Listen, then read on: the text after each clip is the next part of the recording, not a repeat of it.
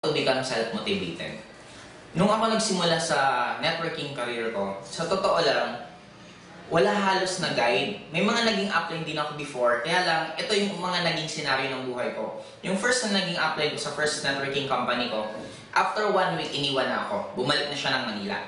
Yung second na upline ko sa networking career ko, after almost a week din, lumipat ng ibang kumpanya at nire-recruit ako. To cut the story short, sa naging networking career ko, wala talagang halos upline na nag-guide sa akin step by step.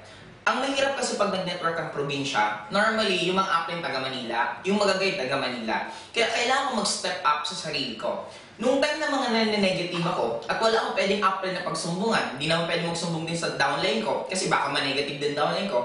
Ang ginagawa ko ngayon, pumunta ako ng internet shop, doon ako magta-type ng inspirational song, mga movies na magaganda, or magagandang bahay, magagandang sasakyan. Yun ang pinapanood ko kasi nai-inspire ako noon.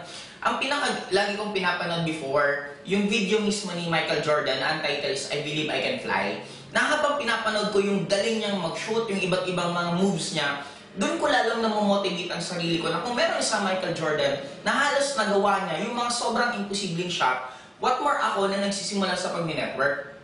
Kaya ang madalas kong gawin, maliban sa panonood sa YouTube, pumupunta ako sa mga lugar ng mayayaman.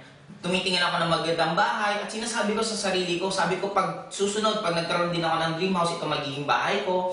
Tinititigan ko yung mga kotseng dumadaan habang sa harapan ko. Sabi ko lang sa sarili ko habang namimigay ako ng flyers, darating ang time, magdadrive din ako ng kotseng yon. In short, ako yung tipong tao na dapat ang gagawin mo, pag ikaw nakakaramdam ng negative, imbis na i-allow mo sa sarili mo yung negative, humahanap ako ng way paano lalo siyang mawala. Ngayon, maliban sa isa pang ginagawa ko, hindi ko makalimutan, is nagbabasa ako ng libro.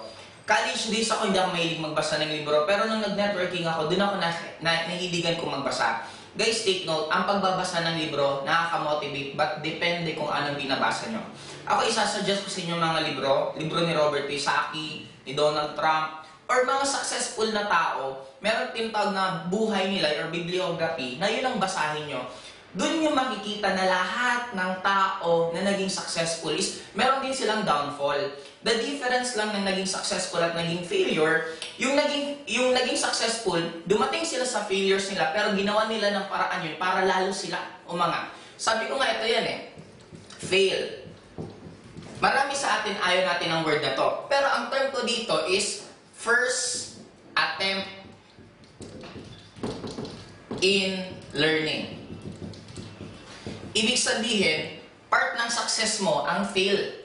Kaya sa mga lahat nandito, ang importante, pag nagkakaramdam ituloy-tuloy mo yan, yun ang magiging reason para ka maging successful.